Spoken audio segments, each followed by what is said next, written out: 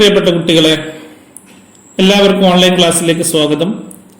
കഴിഞ്ഞ ക്ലാസ്സിൽ നമ്മൾ കറന്റ് ഇയറിലെ സബ്സ്ക്രിപ്ഷൻ എങ്ങനെ കണ്ടെത്താമെന്ന് വിശദമായി മനസ്സിലാക്കി.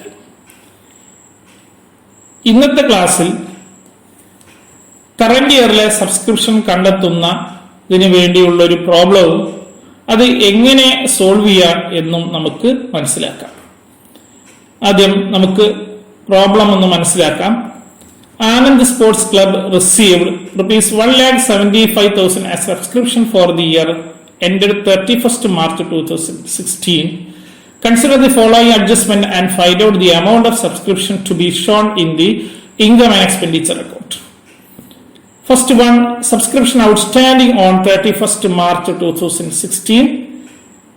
Subscription outstanding on 1st April 2015. Next, subscription received in advance as on 1st April 2015. Last one, subscription received in advance as on 31st March 2016. Subscription received during the year ന് പുറമെ സബ്സ്ക്രിപ്ഷനുമായി ബന്ധപ്പെട്ട് 4 അഡ്ജസ്റ്റ്മെന്റുകൾ കൂടി നൽകിയിട്ടുള്ള ഒരു പ്രോബ്ലമാണിത്. ഇത്തരത്തിലുള്ള അഡ്ജസ്റ്റ്മെന്റുകൾ നൽകിക്കഴിഞ്ഞാൽ എങ്ങനെയാണ് കറന്റ് ഇയറിലെ സബ്സ്ക്രിപ്ഷൻ കണ്ടെത്തുക എന്ന് കഴിഞ്ഞ ക്ലാസ്സിൽ നമ്മൾ ഡിസ്കസ് ചെയ്തിട്ടുണ്ട്. പെട്ടെന്നൊന്നത് മനസ്സിലാക്കി നമുക്ക് പ്രോബ്ലത്തെ സോൾവ് ചെയ്യുന്നതിലേക്ക് കടക്കാം. നമുക്ക് സബ്സ്ക്രിപ്ഷൻ റിസീവ് ഡ്യൂറിംഗ് ദ ഇയറിനോട് കൂടി സബ്സ്ക്രിപ്ഷൻ ഔട്ട്സ്റ്റാൻഡിംഗ് അറ്റ് ദി എൻഡും subscription received in advance at the ബിഗിനിങ്ങും ആഡ് ചെയ്യുന്നു. ആ ആഡ് ചെയ്ത തുകയിൽ നിന്നും സബ്സ്ക്രിപ്ഷൻ ഔട്ട്സ്റ്റാൻഡിംഗ് അറ്റ് ദി ബിഗിനിങ്ങിലെ ഔട്ട്സ്റ്റാൻഡിംഗ് സബ്സ്ക്രിപ്ഷനും subscription received in advance at the എൻഡിലെ സബ്സ്ക്രിപ്ഷൻ റിസീവ്ഡ് അഡ്വാൻസും ലെസ് ചെയ്യുന്നു. ആ ലെസ് ചെയ്താൽ കിട്ടുന്ന തുകയാണ് subscription to be credited to the income and expenditure account. Income and expenditure അക്കൗണ്ടിൽ ക്രെഡിറ്റ് ചെയ്യാനുള്ള, അതായത് കറന്റ് ഇയറിലെ സബ്സ്ക്രിപ്ഷൻ കണ്ടെത്തുന്നത്. അപ്പോ ഇതിലെ ഓരോ ഐറ്റവും നമുക്കുള്ള തന്നിട്ടുള്ള പ്രോബ്ലത്തിലുണ്ട്. അത് ഉപയോഗിച്ചുകൊണ്ട് എങ്ങനെയാണ് പ്രോബ്ലം ചെയ്യുന്നത് ശ്രദ്ധിക്കുക. നമുക്ക് നോക്കാം. ആദ്യം നമുക്കറിയാം subscription received during the year. ഈ വർഷം ലഭിച്ച സബ്സ്ക്രിപ്ഷൻ നമുക്ക് പ്രോബ്ലത്തിൽ തന്നിട്ടുണ്ട്. Club received rupees 1,75,000 was subscription for the year. ഈ വർഷം ലഭിച്ച സബ്സ്ക്രിപ്ഷൻ എമൗണ്ട് 1,75,000 ആണ്. അതിനോടുകൂടി ആഡ് ചെയ്യേണ്ടത് subscription outstanding at the end ആണ്. എൻഡിലെ സബ്സ്ക്രിപ്ഷൻ ഔട്ട്സ്റ്റാൻഡിംഗ് ആണ്. അപ്പൊ നോക്കൂ, subscription outstanding on 31st March 2016 ഉണ്ട്, 1st April 2015 ഉണ്ട്. അപ്പൊ ഇതിൽ നിന്ന് നമുക്ക് മനസ്സിലാക്കാം 31st March 2016 ആണ് എൻഡ്. ഓക്കെ, അപ്പൊ അത് ആഡ് ചെയ്യുന്നു. അതോടൊപ്പം തന്നെ subscription received in advance at the ബിഗിനിങ്ങിലെ സബ്സ്ക്രിപ്ഷൻ റിസീവ്ഡ് ഇൻ അഡ്വാൻസ് ആണ് ആഡ് ചെയ്യേണ്ട മറ്റൊരു ഐറ്റം. ഇവിടെ നോക്കൂ, subscription received in advance 2 date തന്നിട്ടുണ്ട്. On 1st April 2015, 31st March 2016. ഇതില് ആഡ് ചെയ്യേണ്ടത് subscription received in advance at the beginning ആണ്. അപ്പൊ ബിഗിനിങ് എന്ന് പറയുമ്പോൾ 1st April 2015. അപ്പൊ എത്രയാണ് തുക? 16,000. അപ്പൊ അത്രയും ഈ 2 ഐറ്റവും ആഡ് ചെയ്യണം. ആഡ് ചെയ്യുമ്പോൾ 31,000 ലഭിക്കും. അത് ടോട്ടൽ ചെയ്യുമ്പോൾ 2,06,000 എന്ന് ലഭിക്കുന്നു. അതിൽ നിന്നും ലെസ് ചെയ്യേണ്ടത് 2 അഡ്ജസ്റ്റ്മെന്റുകളാണ്. First one, subscription outstanding at the ബിഗിനിങ്ങിലെ സബ്സ്ക്രിപ്ഷൻ ഔട്ട്സ്റ്റാൻഡിംഗ് എന്ന് പറയുന്നത് 1st April 2015 20,000.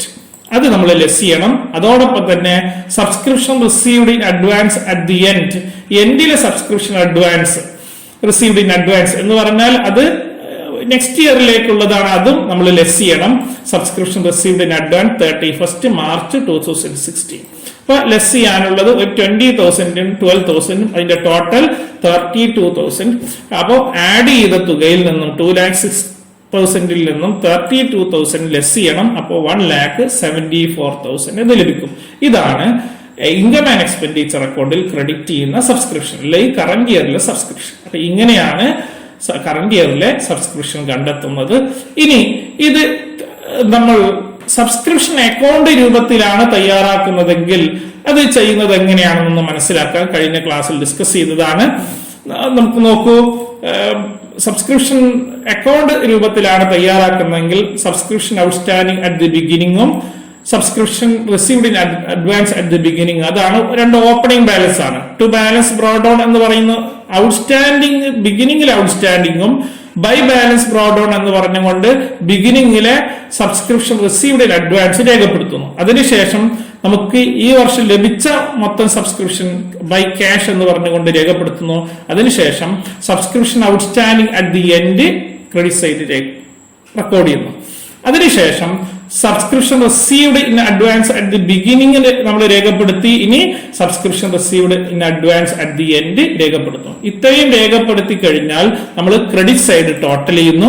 ആ ടോട്ടൽ ഡെബിറ്റ് സൈഡിലേക്ക് കൊണ്ടുവരുന്നു, അതിന്റെ ബാലൻസ് കാണുന്നു. അതാണ് income and expenditure account record ചെയ്യാനുള്ള സബ്സ്ക്രിപ്ഷൻ എമൗണ്ട്. ഇനി ഇത് നമ്മൾ മുമ്പ് ഡിസ്കസ് ചെയ്ത പ്രോബ്ലം അടിസ്ഥാനത്തിൽ നമുക്ക് എങ്ങനെയാണ് തയ്യാറാക്കുന്നതെന്ന് നോക്കാം. നോക്കൂ, ഇവിടെ ഫസ്റ്റ് ഐറ്റം എഴുതേണ്ടത് ടു ബാലൻസ് ബ്രോഡ് ഓൺ എന്ന് പറഞ്ഞാൽ subscription outstanding at the beginning, അതാണ് ടു ബാലൻസ് ബ്രോഡ് ഓൺ 20,000. ഇവിടെയോ subscription received in advance at the beginning, ഏപ്രിലിലെ റിസീവ്ഡ് ഇൻ അഡ്വാൻസ് 16,000 രേഖപ്പെടുത്തി. അതിനുശേഷം നമ്മൾ ബൈ ക്യാഷ് എന്ന് പറഞ്ഞുകൊണ്ട് subscription receive during the year, അതാണ് 1,75,000 രേഖപ്പെടുത്തുന്നു. അതിനുശേഷം subscription outstanding at the end ആണ് പിന്നീട് ക്രെഡിറ്റ് ചെയ്യേണ്ട ഐറ്റം. നോക്കൂ, subscription outstanding at the end ആണ് 15,000 രേഖപ്പെടുത്തി. ഇനി ഈ ഡെബിറ്റ് സൈഡ് രേഖപ്പെടുത്തേണ്ടത് ടു ബാലൻസ് ക്യാരിഡ് ഓൺ എന്ന് പറഞ്ഞുകൊണ്ട് subscription received in advance at the എൻഡിലെ സബ്സ്ക്രിപ്ഷൻ റിസീവ്ഡ് അഡ്വാൻസ് രേഖപ്പെടുത്തി. ഇത്രയും ചെയ്തു കഴിഞ്ഞാൽ നമ്മൾ എമൗണ്ട് കോളം ടോട്ടൽ ചെയ്യുന്നു. അത് ക്രെഡിറ്റ് സൈഡ് ടോട്ടൽ ചെയ്യുന്നു, ഡെബിറ്റ് സൈഡിൽ കൊണ്ടുവരുന്നു, അതിന്റെ ബാലൻസ് കാണുന്നു. ബാലൻസിന് നേരെ to income and expenditure account എന്ന് രേഖപ്പെടുത്തും. ഈ ബാലൻസ് ഫിഗർ ആണ് subscription of the current year. ഇനി അവ എങ്ങനെയാണ് ബാലൻസ് ഷീറ്റ് രേഖപ്പെടുത്തുന്നത് നോക്കാം. ഓപ്പണിംഗ് ബാലൻസ് ഷീറ്റിൽ ഓപ്പണിംഗ് ഡേറ്റിലെ ഔട്ട്സ്റ്റാൻഡിങ്ങും അഡ്വാൻസ് രേഖപ്പെടുത്തും. ക്ലോസിംഗ് ബാലൻസ് ഷീറ്റിൽ ക്ലോസിംഗ് ഡേറ്റിലെ അഡ്വാൻസും ഔട്ട്സ്റ്റാൻഡിങ് രേഖപ്പെടുത്തുന്നു. സബ്സ്ക്രിപ്ഷൻ ഔട്ട്സ്റ്റാൻഡിങ് എന്ന് പറയുന്നത് ഒരു അസറ്റ് ആണ്, അതുകൊണ്ട് ഓപ്പണിംഗ് ബാലൻസ് ഷീറ്റിൽ ഓപ്പണിംഗ് ഔട്ട്സ്റ്റാൻഡിങ് രേഖപ്പെടുത്തി. Then subscription received in advance എന്ന് പറയുന്നത് ഒരു ലയബിലിറ്റി ആണ്, അത് ഓപ്പണിംഗ് ഡേറ്റിലെ ഓപ്പണിംഗ് ബാലൻസ് ഷീറ്റിൽ രേഖപ്പെടുത്തുന്നു. ക്ലോസിംഗ് ഡേറ്റിലെ ഔട്ട്സ്റ്റാൻഡിങ് ക്ലോസിംഗ് ബാലൻസ് ഷീറ്റിന്റെ അസറ്റ് സൈഡിലും ക്ലോസിംഗ് ഡേറ്റിലെ received in advance closing balance ഷീറ്റിന്റെ ലയബിലിറ്റി സൈഡിലും രേഖപ്പെടുത്തുന്നു. അപ്പോൾ എങ്ങനെയാണ് ഒരു സബ്സ്ക്രിപ്ഷൻ കറന്റ് ഇയറിലെ സബ്സ്ക്രിപ്ഷൻ കാൽക്കുലേറ്റ് ചെയ്യാനുള്ള പ്രോബ്ലം ചെയ്യുക എന്നുള്ളത് ഈ ക്ലാസ്സിൽ നിന്ന് നിങ്ങൾക്ക് മനസ്സിലായിട്ടുണ്ടാവുമെന്ന് വിചാരിക്കുന്നു. ഇതുമായി ബന്ധപ്പെട്ട മറ്റു ചില പ്രോബ്ലങ്ങൾ പിന്നീട് മറ്റു ക്ലാസ്സുകളിൽ നൽകാൻ ശ്രമിക്കാം. Okay, thank you.